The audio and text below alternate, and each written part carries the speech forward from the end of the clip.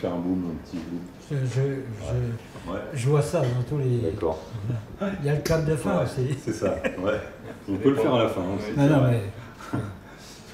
Je n'y connais rien. Time code, ça dit quoi, Benoît, toi? Bon, ouais, c'est ça. C'est magnifique.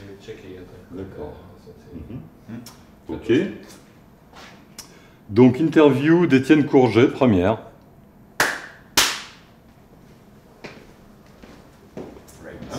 Allez. Ça tourne pour vous deux, hein, du coup. Ça va. Ouais, c'est magnifique. Voilà. Alors, Étienne, donc je te tutoie, je te tutoyais, hein, on se parle, voilà, on essaye d'oublier un peu le dispositif. Et puis, moi, la question qui me vient à l'esprit, c'est, bon, alors bien sûr, j'ai déjà eu l'occasion, mais est-ce que tu peux me raconter ton histoire avec la Rhodia, de ton embauche ou d'avant ton embauche et jusqu'à la fin de ton contrat et... Oui, je peux te la raconter, mais c'est pas une très longue histoire. Alors, je crois que j'ai dû décider de venir porter ma candidature quelques mois après, 68, à Rhodia SETA, et ils m'ont convoqué rapidement pour passer les tests, etc. Donc j'avais quand même une certaine appréhension parce que Rhodia SETA avait la réputation d'être une usine qui embauchait des gars, un certain profil de gars. Donc finalement, il y avait des tests psychotechniques et surtout d'habileté manuelle. Voilà. Une fois franchi cet obstacle-là, après, on avait 15 jours d'essai, et puis on rentrait dans une équipe, et c'est ça, tu vois. d'accord. Techniquement, c'est ça. Professionnellement, c'est ça. Puis le travail, c'était quand même beaucoup de manutention. Moi, j'étais ouvrier spécialisé. La machine faisait en réalité presque tout le travail. C'est la machine qui finalement commande. On approvisionne et on la débarrasse de ce qui est produit, on la nettoie et voilà. C'est ça OS. À Rhodia SETA. Et qu'est-ce qui t'a donné envie de venir travailler à l'usine? Donc, c'est mai 68. Je militais. Alors, tu peux reprendre peut-être ce qui m'a donné envie. Enfin, tu vois, oui, ce qui m'a donné envie, tu vois, c'est l'expérience. Attends, j'ai mordu sur le micro. Oui. Vas-y. C'est l'expérience incomplète de mai 68. J'étais toujours, on va dire, à l'extérieur quand même de ce qui se passait, pas au cœur de ce qui se passait. Et venir à Rhodia SETA, c'était en quelque sorte venir au moins dans le poumon du mouvement ouvrier byzantin. Voilà pourquoi j'ai tenu à y venir. Je venais plus pour apprendre que pour y apporter quelque chose à l'époque. Ce que j'ai appris, c'est presque après mon départ de Rhodia, quand j'ai milité politiquement. Et qu'est-ce que tu as pu apprendre du coup à la Rhodia? C'est une expérience. Alors, j'ai appris à la Rhodia, que tu reformules parce qu'on ne va pas prendre mes questions. Oui, mais ce que j'ai appris à la Rhodia, c'est une expérience relationnelle, une expérience du militant avec ses camarades dans les ateliers, à l'échelle de l'usine, puis dans le syndicat, on va dire, voilà. Et ça, si on n'y vient pas, ça ne s'invente pas. Et tu travaillais où avant? Avant, je travaillais dans une entreprise du bâtiment. On était quand même déjà 300 salariés, parce qu'il y a eu des constructions assez importantes à Besançon-Planoise. Donc ça faisait que finalement, dans le bâtiment, il y avait beaucoup d'entreprises du bâtiment, et celle-là, c'était la plus grosse. Elle s'appelait Héros. Elle a disparu aussi, et depuis. Et tu connaissais, donc tu connaissais le monde de l'usine ou pas avant de venir à Rhodia SETA? Ah bien sûr, je connaissais le monde de l'usine. J'avais d'ailleurs 2 cousins qui travaillaient à Rhodia SETA. Et quand j'étais enfant, jeune, tous les jeunes allaient à Sochaux, depuis mon village. Donc finalement, l'usine, c'était presque en toile de fond. Je savais que je devrais forcément ou peut-être y aller un jour, à ce moment-là, pour travailler seulement. J'ai essayé d'ailleurs d'échapper à l'usine jusqu'à mon service militaire. J'ai travaillé avec mes frères qui étaient artisans. Mais c'est arrivé en ville que là, j'ai rencontré finalement les ouvriers de toutes les usines byzantines. À l'époque, il y en avait. Et puis la vie politique de la ville, les manifestations, les grèves et les réunions syndicales. Voilà. Parce que tu as découvert l'usine au travers des salariés bien avant de travailler à Rhodia SETA. Ah, mais bien sûr. Raconte-moi un peu oui, cette histoire. C'est-à-dire que ce qui m'a vraiment donné envie de venir à Rhodia SETA, c'est que à la CFDT, à l'Union locale, il y avait un militant qui s'appelait Abyss. Je dis il s'appelait parce qu'il est mort. Et comme il avait été licencié juste après la grève, ou même pendant la grève, et qu'il était en procès avec Ron Poulenc, avec Rodi Asseta, il était quasiment permanent. Et il faisait des réunions le soir, hebdomadaires, le soir, à l'Union locale CFDT. Et ce qui m'avait frappé, c'est de voir cet ouvrier, sans beaucoup de formation scolaire, eh bien, il ne parlait pas que des problèmes des ouvriers. Ce gars avait l'aplomb, en quelque sorte, d'avoir une opinion sur tout ce qui se passait dans le monde, et même qui concernait les autres classes sociales que la sienne. Hein, comme s'il avait pu un jour être amené à diriger politiquement quelque chose, quoi. Et ça m'a donné cette indépendance de raisonnement, presque de philosophie, eh bien, ça m'a donné envie d'y goûter. Parce que j'ai pas bien compris, Abyss, tu l'as connu avant ou après la Rodi Asseta? Avant de travailler à la Rodi? Avant de travailler à la Rodi, Abyss, je l'ai connu à la CFDT, à l'Union locale, parce qu'il était là disponible et en attente de son procès. Donc il était permanent, on va dire bénévole, pour le syndicat. Voilà. Donc c'est là que je l'ai connu. Et toi, tu étais déjà au syndicat à la CFDT? Bien sûr, j'étais donc à la CFDT avant 68. Et j'ai participé à toutes les actions, les activités de la CFDT en 68 sur la ville, sauf Rodia, qui n'avait pas besoin de nous. Hein, la CFDT envoyait des équipes dans des usines où les travailleurs avaient besoin d'un petit prétexte pour s'arrêter. Alors le matin, à 5 h, on arrivait à l'Union locale et on se répartissait les usines. Je suis allé devant chez Bourgeois, je suis allé à Unimel, je suis allé comme ça dans des usines. Il suffisait d'un petit noyau de 25 personnes, faire un meeting et tout le monde s'arrêtait. Ça, je l'ai fait pendant les 3 semaines qui ont duré la grève. Donc là, tu parles de la grève de 67? De 68, là. Je parle de 68. En 67, il n'y avait que Rodia à Besançon, qui était bloqué. Hein, voilà. Je ne suis même pas venu dans les parages de l'usine en 67. J'ai simplement rencontré les grévistes dans les réunions qu'ils faisaient en ville, dans les manifestations et dans le syndicat aussi. Et j'ai fait quelques collectes même autour de moi. Voilà. Mais là, l'idée mûrissait parce qu'on ne se dit pas du jour au lendemain, alors qu'on a un boulot, parce que j'étais pas au chômage, je vais changer, alors que je gagnais un peu plus que ce que j'allais gagner au départ à Rodi Asseta, que j'étais marié, que j'avais une vie de famille. Donc changer, c'était vraiment un changement stratégique dans ma vie, ça. C'était un choix de s'engager. C'était un choix d'une toute autre vie, voilà. Une vie de quoi? Eh bien, une vie de combattant pour sa classe, pour même une idée de la société, une vie de militant politique révolutionnaire. D'accord.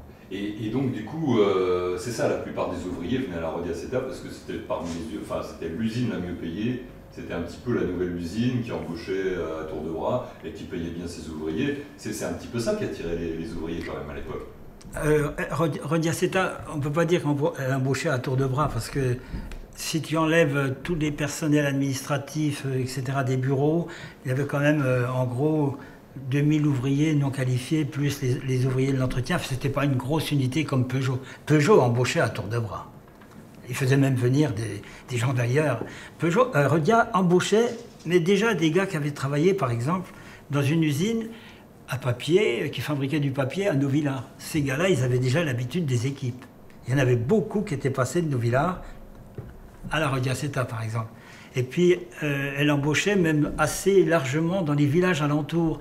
Elle embauchait même des fratries, des gens qui allaient venir en groupe. C'était déjà le covoiturage, par exemple. Donc l'embauche de Rodia était quand même pas sélective, mais finalement, il y avait des gens qui avaient 2 boulots. Hein, qui travaillaient en équipe et puis qui après avaient soit un petit jardin, 2-3 vaches. Enfin, il y a des gens qui avaient gardé une activité secondaire. Donc, c'était quand même pas l'usine, si vous voulez, c'était pas un grand boulevard, quoi. Et puis, une fois qu'il y était, comme c'était bien payé, il y restait. Hein, c'est la preuve que c'était bien payé, c'est que nos retraites revalorisées sont parmi les bonnes retraites. Même moi, mes années Rodia ont été des bonnes années dans le calcul de ma retraite. C'est donc la preuve que c'était bien payé. Et d'ailleurs, ça c'est un des résultats de la grève de 67. Le poste, un salaire était déterminé par un certain nombre de points. Et il y avait un prix du point. Eh bien, ils avaient obtenu que le prix soit le même à Besançon qu'à Paris.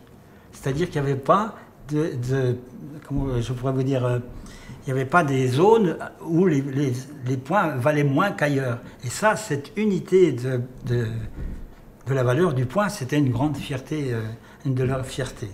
Et c'est vrai qu'on n'a pas des loyers de Paris, mais on avait la paye d'un ouvrier Rodiaceta de Paris. Voilà. Et du coup, ça a fait monter un peu. Je crois que c'est la table qui oscille comme ça. Ah, c'est moi. Oui, d'accord. C'est moi. Je crois qu'elle va. Il y a les bruits au plafond aussi. Ah, d'accord. Et un petit peu. Oui. Je vous laisse. Oui, ça a fait monter un peu le... Ah, mais ça a fait monter la masse des salaires de toute la ville. Donc on peut dire que de ce point de vue-là, l'usine était condamnée. Elle devenait trop chère, grève ou pas grève. Et même l'IP, pareil. Il y avait les Fralzen qui avaient quand même là, dans l'horlogerie, un personnel qui était quand même d'une autre catégorie qu'à l'IP, professionnellement parlant, je veux dire. Hein. Donc finalement, tous ces gens-là, un jour ou l'autre, il arriverait ce qui est arrivé et ce qui arrive ailleurs, et on le voit bien aujourd'hui, quoi.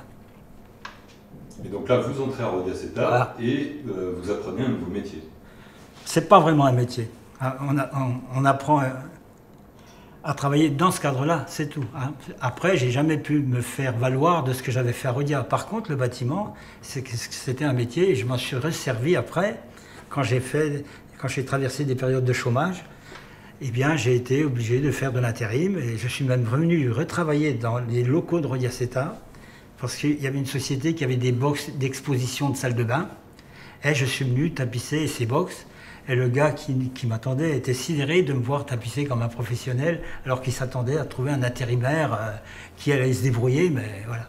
Donc je suis venu retravailler dedans et ça m'a quand même assez ému de refranchir le portail et d'aller dans ces bâtiments qui étaient les bâtiments de l'entretien. C'est à gauche, c'est pas du tout les bâtiments où je travaillais. Enfin, ça m'a vraiment fait quelque chose. Et ça, c'était une fois que l'usine a fermé, du coup. Ah bah oui, c'était dans les années 90. Quand des artisans étaient... Quand ils ont un peu cédé quelques parties de l'usine à des activités qui s'y prêtaient. C'est-à-dire Ah ben, ces halls d'exposition pour les salles de bain, c'était tout à fait ça, oui. des plomberies, des plombiers, racontez-moi. Ben, il y avait des baignoires, c'était une mini salle de bain avec un mur en moins, quoi. Voilà. Mais je me demande qui est-ce qui pouvait aller visiter ça, à part sur catalogue ou je sais pas. D'accord. Et donc, racontez-moi un petit peu dans quel poste on vous affecte. Donc, la première fois que vous rentrez à la Rodia, racontez-moi un peu vos impressions. Enfin, vous rentrez pour la première fois, vous pénétrez pour la première fois dans cette usine dont vous avez entendu parler, en syndicat, etc. Est-ce que ça correspondait à l'image que vous pouviez vous en faire avant? Alors, j'arrive d'abord à 4 h du matin. J'arrive à 4 h du matin, la première fois, premier poste. Donc il faut trouver le vestiaire.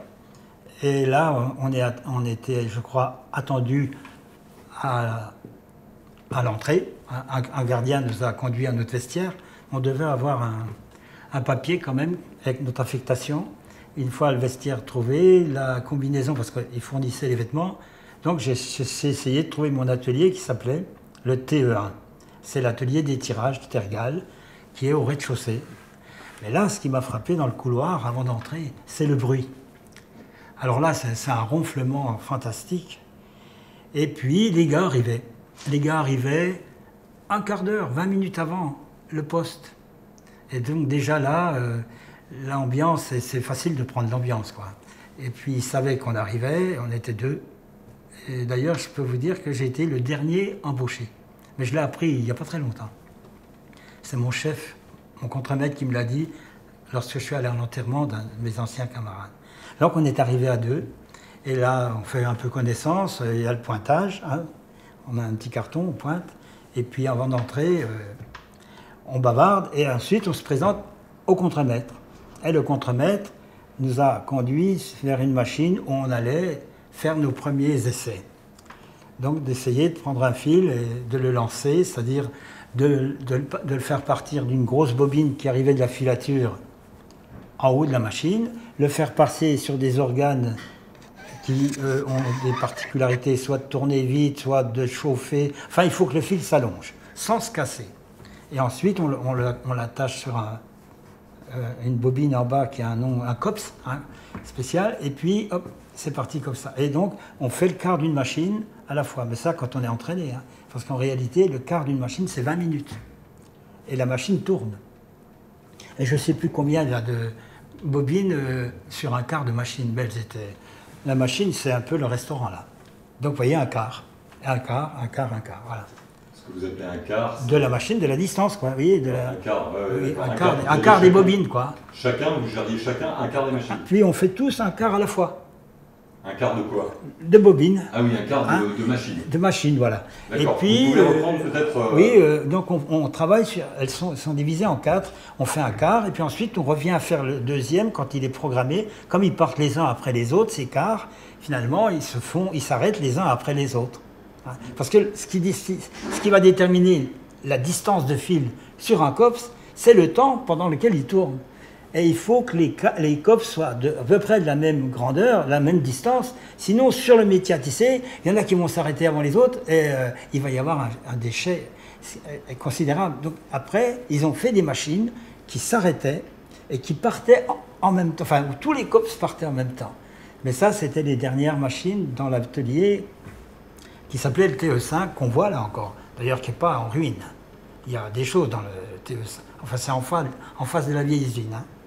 Et là, les machines partaient, le tablier s'arrêtait et montait quand c'était prêt. Mais moi, j'ai travaillé sur les anciens modèles.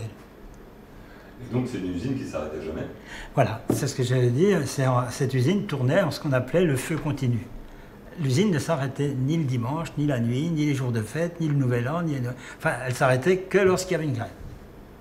Voilà. Ce qui était d'ailleurs notre fierté, parce que finalement, mettre l'usine en arrêt, c'est pas comme faire grève quelque part où ça tourne derrière nous. Là, la machine, j'ai entendu des bruits, moi, dans l'atelier, qui s'arrêtaient, que j'avais jamais entendu, bien sûr, quand les machines tournaient, quoi. Vous avez entendu les machines s'arrêter? Ah bah oui, mais on entendait des petits bruits de rien, alors que ça nous étonnait, parce que dans l'atelier, d'habitude, on n'entendait que le vrombissement, c'était un vrombissement, oui, des machines. Hein. C'était vraiment, je crois, 90 décibels, enfin, quelque chose de très élevé. Donc, il fallait hurler pour se parler, et encore, à l'oreille. Racontez-moi l'ambiance du travail en équipe, enfin, l'ambiance... Oui, on ne travaille pas vraiment en équipe. Vous comprenez que sur un atelier où il y a des dizaines de machines, chacun est sur sa machine, on se retrouve dans les moments de pause. Et puis pendant qu'on travaille, là c'est spécifique quand même à ce type d'activité, c'est qu'on n'a pas vraiment le temps de l'embiner. On a 20 minutes pour que la machine soit prête et il faut que ça soit fait dans les 20 minutes. Mais c'est dans les moments de pause qu'on se retrouve. Et c'est donc toujours une partie de l'équipe, et c'est une partie de l'atelier, alors que ce n'est qu'un quart du personnel qui travaille dans l'atelier. Donc vous voyez, l'esprit d'équipe, si on n'est pas militant, eh bien à ce moment-là, ça se limite à quelques-uns. Si on est militant, à ce moment-là, on peut arriver, même quand on n'est pas en poste, comme on disait, on peut venir, on a le droit d'entrer dans certains ateliers à condition d'avoir l'autorisation, bien sûr. On peut faire des réunions au restaurant, c'est-à-dire qu'on a une vue d'ensemble, ce que n'a pas un salarié qui n'a pas cette possibilité-là. L'esprit d'équipe était plutôt tacitement, on supposait que c'était dans toutes les équipes pareil. Et il y a toujours quelques petits... Il y a des leaders plutôt quand même un peu charismatiques, c'est-à-dire il y a des gens comme ça qui fédèrent autour d'eux. Donc il suffisait de voir un tel et on avait la température de l'équipe D, l'équipe C, l'équipe A, l'équipe B. Il y avait toujours une personnalité qui influençait un peu l'ambiance de l'équipe. Oui, ça c'est sûr. Et du coup, dans ces temps de pause où vous aviez l'occasion de vous retrouver, de quoi vous parliez, enfin, c'était quoi l'ambiance du poste? Eh bien, on a obtenu des salles de repos. Alors dans les salles de repos, faut pas. Moi j'ai commencé à lire, mais j'étais bien le seul et je passais pas pour un gars spécial. Mais enfin bon, vraiment je me suis fait chambrer pas mal. Sinon les gars ils avaient des conversations qu'on entend aux terrasses de bistrot, les problèmes qu'ils avaient spécifiquement. Celui qui construisait, par exemple, avait des problèmes avec sa maison, il racontait. Les gens se racontaient quand même pas mal. Et puis il y a aussi le restaurant. Voilà, parce qu'on allait manger, c'était programmé sur notre feuille, donc on se retrouvait à 3 ou 4, vous voyez, au restaurant, voilà. Alors là, c'est des conversations un peu pareilles c'était rarement quand même, on parlait rarement du film qu'il y avait à la télé, parce que bon, avec ce rythme de travail, les films étant le soir, donc finalement les gars ils n'en voyaient que très peu, surtout qu'au début il n'y avait qu'une chaîne, 2 chaînes, 3 chaînes, enfin. Donc c'était pas des conversations culturelles. Les chasseurs parlaient quand même de la chasse, hein, et puis des faits divers, des bruits, des, comment dire, oui, des faits divers, quoi, qui finalement circulaient sur la place publique souvent. Et puis les gars donnaient leur opinion, s'accrochaient un petit peu. Et là, quand on arrivait sur la grève, là, les divergences ressortaient quand même. Mais ces divergences, elles ressortaient plutôt par sous-entendu. Quelques vannes, quelques traits, mais en fait, j'ai jamais assisté à des grands débats. Hein. Et alors, du coup, une grève, ça rapproche ou ça sépare les gens? Eh bien, ça, la grève, elle rapprocherait plutôt ceux qui sont déjà disposés à se rapprocher. Et puis elle crée un fossé un peu plus grand entre ceux qui finalement ne s'apprécient pas ou finalement sont pour la grève ou pas pour la grève. Elle sépare autant qu'elle rapproche, mais ce ne sont pas les mêmes. Et c'est dur ça pour un militant? Eh bien, mais on ne fait jamais l'unanimité de toute façon quand on est militant. Mais non, je pense que l'adversité est quelque chose qui motive aussi. Et puis c'est comme ça qu'on apprend ce métier-là. Au début, quand même, les gens ont besoin de se faire une opinion, alors on se fait un peu chambrer, ils essayent un peu de nous tester pour voir si finalement on est irresponsable ou pas. Et il y avait